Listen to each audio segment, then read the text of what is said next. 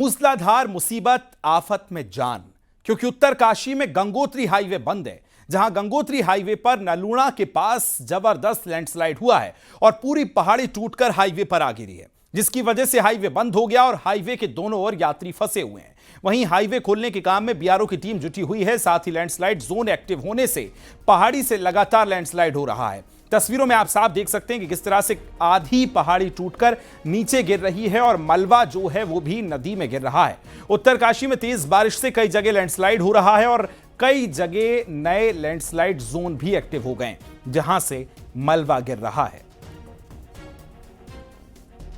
तस्वीरें आप देख रहे हैं, लगातार नलूणा के पास ये लैंडस्लाइड हैवी लैंडस्लाइड हुआ है, जिसके बाद कई जोन एक्टिव हो गए हैं और यात्रियों को यातायात में भी दिक्कतें आ रही हैं और यात्रियों में डर का माहौल भी है, क्योंकि पूरी पहाड़ी किस तरह से देखिए लैंडस्लाइड के बाद रोड पर आ गई है और ये पूरा रास्ता बंद हो गया है। ऐसे में चिंताएं भी बढ़ी हैं, लेकिन सबसे पहले स्थानीय प्रशासन का जोर है कि किस तरह से रोड को शुरू किया जाए, यानी आवागमन को बहाल किया जाए ताकि यात्रियों को परेशानी ना हो। दो तस्वीरों में आप देख रहे हैं एक पहाड़ी किस तरह से पूरी तरह सड़क पर आती नजर आएगी और वहीं दूसरी तस्वीरों में आप देखेंगे कि जो लैंडस्लाइड जोन है वहां भी एक्टिव हो गए हैं और कई जगह पहाड़ों के टूटने के सिलसिले लगातार जारी है।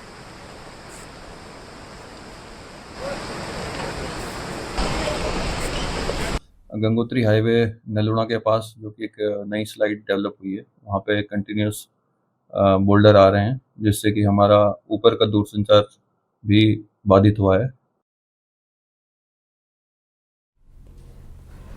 उत्तरकाशी में यमुनोत्री हाईवे भी बंद है। इसके साथ ही 20 ग्रामीण सड़कें भी बाधित हो गई हैं। जिले में हो रही तेज बारिश की वजह से लगातार लैंडस्लाइड हो रहा है और सड़कें बंद हो गई हैं। हालांकि बंद सड़कों को खोलने की कोशिशें की जा रही हैं, काम भी लगातार चल रहा है। बारिश काम को प्रभावित कर रही है। सड़क बंद होने से लोगों को भारी दिक्कतों का सामना करना पड़ रहा है। तो पहाड़ी इलाकों में लगातार बारिश के चलते गंगा का जलस्तर बढ़ गया है। हरिद्वार के भीमगौड़ा बैराज पर गंगा इस वक्त चेतावनी के निशान के ऊपर बह रही है। यूपी सिंचाई विभाग के अधिकारी गंगा के जलस्तर पर नजर बनाए हुए हैं। वहीं जिला प्रशासन भी तेज बारिश की चेतावनी और गंगा के बढ़े हुए जलस्तर को लेकर अलर्ट है। साथ ही लोगों को नदी के किनारे से दूर रहने को कहा गया है और निचले इलाकों में बाढ़ के खतरे को देखते हुए बाढ़ चौकियों को भी अलर्ट कर दिया गया है। उत्तराखंड के 3 जिलों में अगले 6 घंटे के लिए बारिश का अलर्ट जारी हुआ है। मौसम विभाग ने नैनीताल, बागेश्वर, पिथौरागढ़ में भारी बारिश का अलर्ट जारी किया है, जबकि अल्मोड़ा, चंपावत, ऊधम सिंह नगर के लिए बारिश का येलो अलर्ट है। सभी जिलों के डीएम को एडवाइजरी भेज दी गई है और प्रशासन पूरी तरह से मुस्तैद कर दिया गया है। सभी लोगों को अलर्ट रहने के साथ साथ बरसाती नालों और नदियों से दूर रहने को सलाह दी गई है।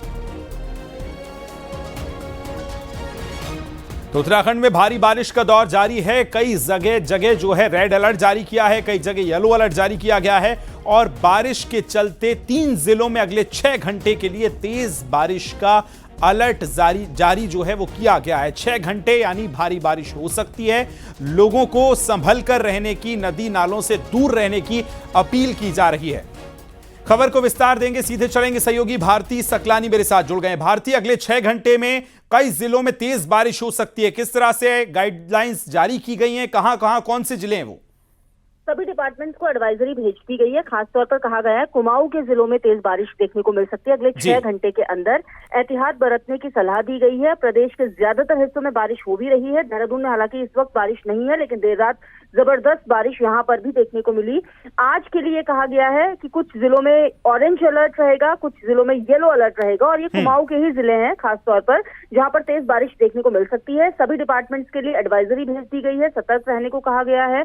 नदी नालों के किनारे जो लोग भी रह रहे हैं उन्हें वहां से दूर रहने की नसीहत दी गई है। जी भारती, ये भी आपसे जानना चाहेंगे, एडवाइजरी जारी की गई है, क्या क्या इस एडवाइजरी में जो आदेश हैं वो दिए गए हैं, क्या चेतावनियां दी गई हैं लोगों के लिए? देखिए, खासतौर पर जब मौसम विज्ञान केंद्र एडवाइजरी भेजता है तो उसमें सभी डिपार्टमेंट्स को ये भेजा जाता है, बताया जाता है कौन कौन से वो जिले हैं जहां पर एहतियात बरतने की जरूरत है। लोगों से ये सलाह दी जाती है कि अगर वो पहाड़ों में यात्रा कर रहे हैं तो संभल कर यात्रा करें।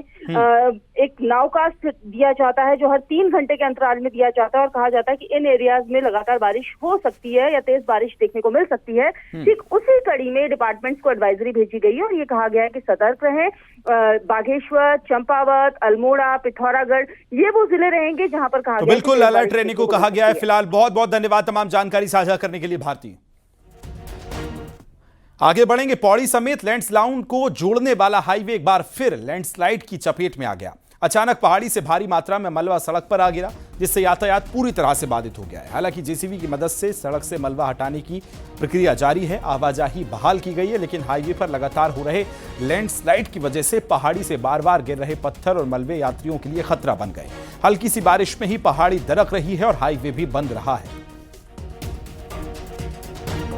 पौड़ी मुख्यालय समेत लैंसडाउन जाने वाले यात्रियों को इन दिनों जान का जोखिम में डालकर अपनी यात्रा करनी पड़ रही है। ये जो तस्वीरें हैं ये 5वें मील के पास है, कोटद्वार से आमसौड़ के बीच में 5वें मील की तस्वीरें हैं। जिस तरीके से आप देख सकते हैं कि किस तरीके से जो पहाड़ी से जो भूस्खलन है वो लगातार होता जा रहा है और बड़े बड़े बोल्डर्स पहाड़ी से गिरते जा रहे हैं, जिससे जो आवाजाही है वो बेहद खतरनाक बनी हुई है। हाल ही में एक हादसा भी हुआ था, एक मैक्स के ऊपर बोल्डर गिरने से 2 यात्रियों की मौत हो गई थी। और इसी तरीके से जो हालात हैं वो देख सकते हैं कि किस तरीके से जो यात्री हैं, जो वाहन हैं वो बेहद कठिनाइयों के साथ निकल रहे हैं। ये जो वाहन है लैंसडाउन जाने वाला आर्मी कैंट, जो आर्मी का मुख्यालय है वो लैंसडाउन है, वहाँ की जो वाहन है वो भी इसी रूट से जाते हैं। साथ ही पौड़ी मुख्यालय में जाने के लिए भी इसी रूट का इस्तेमाल किया जाता है। तो कहा जा सकता है कि बेहद खतरनाक ये रूट बन चुका है और ख़ास तौर पे जो बोल्डर्स है, भूस्खलन है, उससे कहीं ना कहीं एक बड़ी दिक्कत यात्रियों को होती जा रही है। तो इस तरीके से जो पूरे हालात हैं कई जगह पे डेंजर जोन बन चुके हैं। अनुपम भारद्वाज, न्यूज़ 18, कोटद्वार। इधर रुड़की में बारिश के बाद नदियों का जलस्तर बढ़ता जा रहा है और नदी किनारे वाले इलाकों में बाढ़ का खतरा बना हुआ है, जिसे देखते हुए खानपुर इलाके में पुलिस ने गांव वालों को सतर्क रहने की अपील की है। पुलिस ने लाउड स्पीकर पर लोगों से नदी से दूर रहने की अपील की और अलर्ट रहने को भी कहा है कि नदी का जलस्तर बढ़ चुका है, कृपया करके कोई नदी के किनारे ना जाए। सभी ग्रामवासियों को सूचित किया जाता है कि नदी का जलस्तर बढ़ चुका है, कृपया करके कोई नदी के किनारे या आसपास न जाएं। उत्तरकाशी के सियान चिट्ठी इलाके में बनी झील का पानी भले ही रिसाव होने लगा हो, लेकिन हालात फिलहाल काबू में हैं और एसडीआरएफ के साथ विशेषज्ञों की टीम भी मौके पर पहुंची और लगातार स्थिति पर नजर रख रही है। वहीं एसडीआरएफ की टीम अलग अलग राहत और बचाव कार्यों में भी जुटी हुई है। सियान चिट्ठी में जो हम लोग की टीम है भेजी है वो इसी ऑब्जेक्टिव से भेजी है कि जो वहाँ पे पानी इकट्ठा हो गया है, जो टेम्पररी लेक बन गई है, उसको ड्रेन आउट करने के लिए हमको क्या कर सकते हैं, क्या इक्विपमेंट्स हमारे पास है जो इफेक्टिव हो सकते हैं। कुछ हैवी इक्विपमेंट्स इस टीम के साथ हमने रवाना भी किए हैं। आगे बढ़ेंगे। खबर ऋषिकेश से मिल रही है, जहां राजाजी टाइगर रिजर्व क्षेत्र में देर रात 3 पर्यटक रास्ता भटक गए। तीनों पर्यटक तेज बारिश के कारण नीलकंठ पैदल मार्ग पर रास्ता भटक गए और उसके बाद एसडीआरएफ ने सूचना मिलते ही तीनों पर्यटकों का रेस्क्यू किया और उन्हें सुरक्षित जगहों पर पहुंचाया है। ये तीनों पर्यटक मेरठ के हैं जो नीलकंठ आए हुए थे। अब तो उन्होंने कहा इंजन से जाके इंजन उतर जाओ, वहाँ पहले तो पेड़ी बन गई थी, मैं ठीक है जो होगा। फिर नीचे जाके एकदम से पानी सा आ गया, फिर भी पेड़ी बन गई थी, वहाँ चलते गए, पीछे से बंदर भागे, उनके पीछे फिर आगे आगे हम भाग लिए और उसमें एक इंजन निकल रहा था कुछ ऐसे, मतलब 2 टाइप के रास्ते थे। हम पता नहीं अफरा तफरी में इंजन निकल गए। चमोली के थराली में राहत और बचाव कार्य जारी है। सड़क मार्ग को लगभग ठीक कर दिया गया है। थराली से लेकर चौपड़ों तक सड़क से मलबा हटाने का काम लगातार चल रहा है। डीएम का कहना है कि जल्द ही सभी सड़कों को ठीक कर लिया जाएगा और सभी व्यवस्थाओं को ठीक करने का भी काम चल रहा है। आपको बता दें कि शनिवार को थराली में बादल फटने से भारी तबाही हुई, जिसके बाद घरों को भारी नुकसान पहुंचा था और मलबे से एक शव भी बरामद हुआ है। आपदा में घायल लोगों का इलाज भी लगातार किया जा रहा है।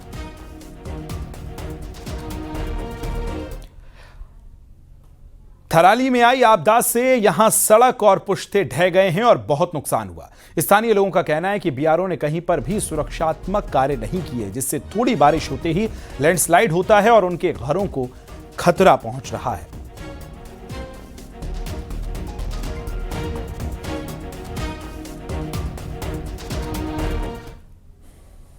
ऊधम सिंह नगर के किच्छा थाना क्षेत्र में पुलिस और बदमाशों के बीच एनकाउंटर हुआ। पुलिस पर दरयू क्षेत्र के में दबिश दी गई है और इस दौरान दोनों बदमाशों ने पुलिस पर फायरिंग शुरू कर दी। जवाबी कार्रवाई में दोनों के पैर में गोली लगी। एनकाउंटर के बाद पकड़े गए आरोपियों की पहचान साजिद खान और गुलनवाज के रूप में हुई है। साजिद पर 19 अगस्त को आलिम की हत्या करने का आरोप है, जबकि गुलनवाज पर एक महिला के घर में घुसकर फायरिंग करने और मोबाइल और नकदी लूटने का आरोप है। दोनों मामलों में किच्छा थाने में एफआईआर दर्ज की गई थी और आरोपी लगातार फरार चल रहे थे। शाम को यह सूचना प्राप्त हुई कि दरऊ गांव में पॉपुलर के खेत में कुछ अभियुक्त छुपे हुए हैं। पुलिस के द्वारा तत्काल घेराबंदी की गई और इन अभियुक्तों की गिरफ्तारी का प्रयास किया गया। गिरफ्तारी से बचने के लिए अभियुक्तों ने पुलिस पर फायर किया। जवाब में पुलिस के द्वारा भी फायर किया गया, जिनमें इन अभियुक्तों के पैर में गोली लगी। इन दोनों अभियुक्तों को अस्पताल में इलाज के लिए ले जाया गया। इनके पास से तमंचे और कारतूस बरामद हुए हैं। ऊधम सिंह नगर के काशीपुर में कल देर रात हुए एनकाउंटर में पुलिस ने 2 बदमाशों को गिरफ्तार किया। आरोपियों की पहचान काव्य शर्मा और राघव मिश्रा के रूप में हुई। काव्य शर्मा पर आरोप है कि उसने 21 अगस्त को पुरानी रंजिश के चलते ढकिया के पूर्व ग्राम प्रधान श्याम सिंह को गोली मारी थी और उसमें उनकी मौत हो गई थी इलाज के दौरान।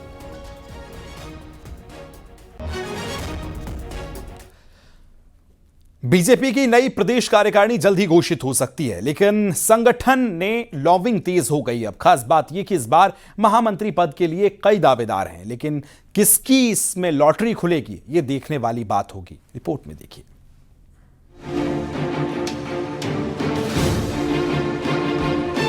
बीजेपी के प्रदेश अध्यक्ष महेंद्र भट्ट की कार्यकारिणी को लेकर इस वक्त संगठन के गलियारों में सरगर्मी तेज है। 8 उपाध्यक्ष, 8 मंत्री, 3 महामंत्री और 1 कोषाध्यक्ष समेत 21 से ज्यादा पदाधिकारियों वाली इस टीम में शामिल होने की होड़ मची है। शुक्रवार को दिल्ली में मुख्यमंत्री, प्रदेश अध्यक्ष और पार्टी के शीर्ष नेताओं की बैठक में कार्यकारिणी को लगभग अंत दे दिया गया है। अब सिर्फ औपचारिक घोषणा बाकी है।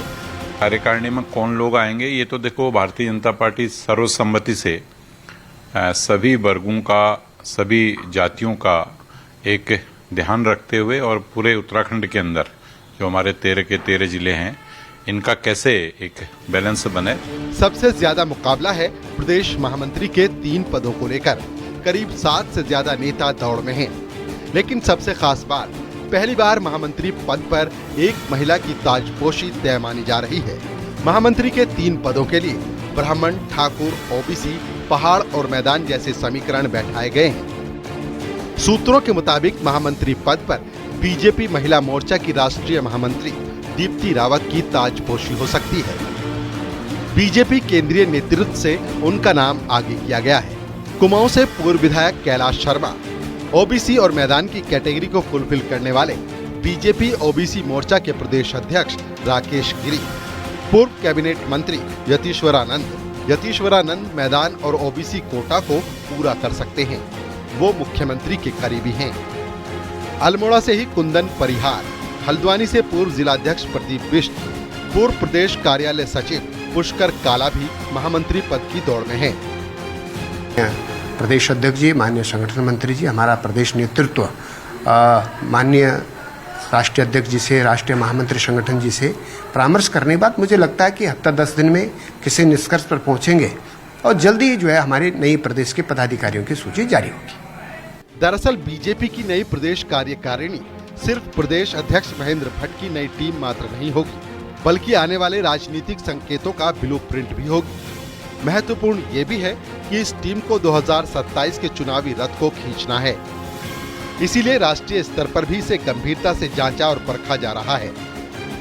ऐसे में लॉबिंग, समीकरण और राजनीति के इस खेल में कौन बाजी मारेगा, ये देखना दिलचस्प रहेगा। सुनील नवप्रभात, न्यूज़ 18, देहरादून।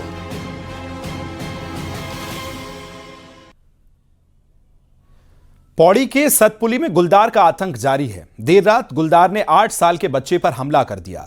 झोपड़ी के अंदर घुसकर गुलदार ने हमला किया है। वहीं परिजनों ने के चिल्लाने के बाद गुलदार वहां से भागा है। कुछ दिन पहले ही इसी इलाके में गुलदार ने एक 3 साल के बच्चे को अपना निवाला बना लिया था। झोपड़ी के अंदर से बच्चे को उठाकर ले भी गया था, जिसके बाद अभी गांव में डर का माहौल है।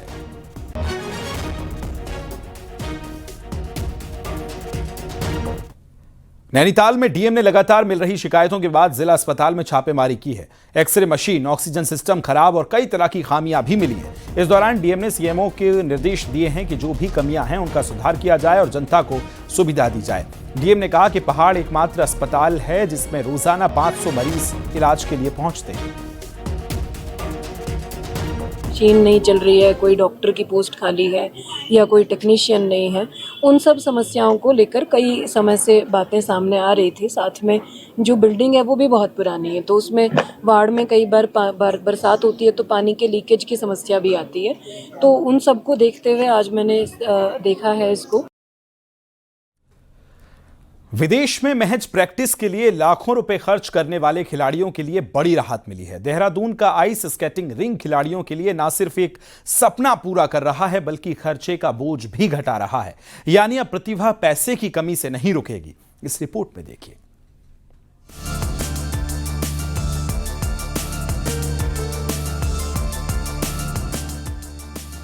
देहरादून का हिमाद्री आइस रिंग भारत का पहला international standard ice skating ring है और इसके शुरू होने के बाद अब खिलाड़ियों को ट्रेनिंग के लिए विदेश जाने की मजबूरी नहीं रहेगी।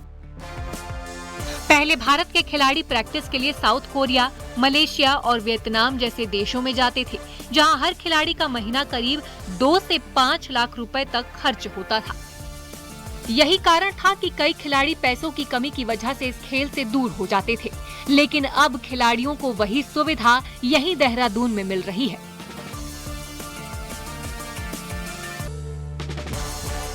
खिलाड़ियों को तैयार करने के लिए इंडियन स्केटिंग एसोसिएशन ने एक कोरियन कोच भी हायर किया है, जो इंटरनेशनल चैंपियनशिप के हिसाब से ट्रेनिंग दे रहा है। यही से हो जाएगा। कोच भी लाया एसोसिएशन ने, वो भी साउथ कोरिया का कोच है, तो वो अच्छा है। कितना खर्चा होता था वहाँ कोरिया जाने में? 1 महीने का लगभग 2 लाख। 1 महीने का 2 लाख। 2 लाख। अब यहाँ फायदा मिलेगा? हाँ, बहुत फायदा होगा। पैसे बहुत बचेंगे, टाइम भी बहुत बचेगा और मैं पढ़ाई भी ज़्यादा अच्छे से इधर कर पाऊँगा। ये रिंग थोड़ा वो ओलंपिक साइज का रिंग है, इसलिए हमें इंडिया में ही एक रिंग है, इसलिए हमें यहीं पर ही प्रैक्टिस करने को मिलेगा अभी। और पहले जो हम सभी स्केटर्स बाहर ट्रेनिंग के लिए जाते थे, जैसे कि कोरिया जाते थे, इसी तरह अभी इंडिया में ही ट्रेनिंग कर सकते हैं। इस रिंग पर figure skating, short track speed skating, ice hockey, synchronized skating और आइस डांस की ट्रेनिंग दी जा रही है। यानी भारतीय खिलाड़ियों को अब इंटरनेशनल लेवल का अनुभव घर पर ही मिलेगा। जो उत्तराखंड भी है, उत्तराखंड के भी खिलाड़ी जो बिल्कुल नॉर्मल फैमिली से आते हैं, उनको भी चांस मिलेगा आगे बढ़ने का। और बाकी देश के वो खिलाड़ी भी जो चाहते थे हम इस खेल में आए, लेकिन सुविधाएं नहीं थी, इसलिए नहीं आ पाते थे, अब इसमें बहुत जो है बढ़ोतरी होगी और हमें आगे आने वाले दिनों में जो भी चैंपियनशिप होंगी उसमें देखने को मिलेगा। हिंदुस्तान का जो अभी प्रतिभाग हुआ उससे दोगुना प्रतिभाग जो है, तिगुना प्रतिभाग होगा। देहरादून का आइस रिंक अब उस सपने को हकीकत बना रहा है जिसमें भारतीय खिलाड़ी बर्फ पर अपनी रफ्तार और कला दिखाकर देश का नाम रोशन करेंगे। यानी अब खिलाड़ियों के सपनों पर पैसों की बंदिशें नहीं होंगी और भारत भी आइस स्केटिंग में अपनी अलग पहचान बनाएगा। सतेंद्र बर्तवाल, न्यूज़ 18, देहरादून।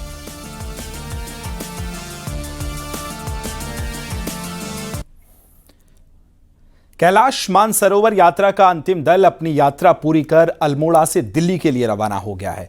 यात्रियों ने भगवान शंकर के दर्शन के बाद चितई गोलज्यू देवता के दर्शन किए और राज्य और केंद्र सरकार का धन्यवाद दिया। इसके साथ ही बेहतर व्यवस्था के लिए कुमाऊं मंडल विकास निगम का भी उन्होंने विशेष धन्यवाद दिया है। यात्रा बहुत अच्छी रही है। मैं अहमदाबाद से आई हूँ। मैं और मेरा भाई हम दोनों साथ में आए हैं। यात्रा बहुत सुखद रही, बहुत मंगलमय रही। कभी सोचा नहीं था इतना अच्छा एक्सपीरियंस मिलेगा, लेकिन महादेव की दया से सब कुशल मंगल, सब अच्छे से हो गया। आनंद की तो कोई सीमा ही नहीं है, क्योंकि जो उत्साह से हम जाते हैं और जितना हमको सपोर्ट मिलता है, लोकल पब्लिक में जो स्वागत होता है वगैरह है, वो देखते हुए हमारा इंस्पिरेशन और ताकत इतनी बढ़ जाती है कि वहाँ तक कोई दिक्कतें बिना पहुँच जाते हैं और आराम से घोड़े पर पैदल परिक्रमा करके वापस आते हैं। इसमें कोई समस्या किसी को आई नहीं है।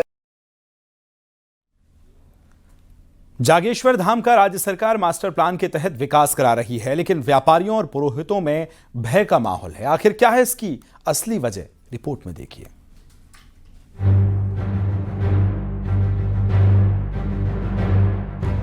कुमाऊं में मानस खंड को लेकर जागेश्वर धाम का विकास मास्टर प्लान के तहत किया जा रहा है, जिसके लिए कई घर और दुकानें टूटनी हैं। वहीं स्थानीय व्यापारियों और पुजारियों का कहना है कि विभाग ये बात स्पष्ट नहीं बता पा रहा है कि कितने मकान टूटने हैं और उनका विस्थापन कहां किया जाएगा।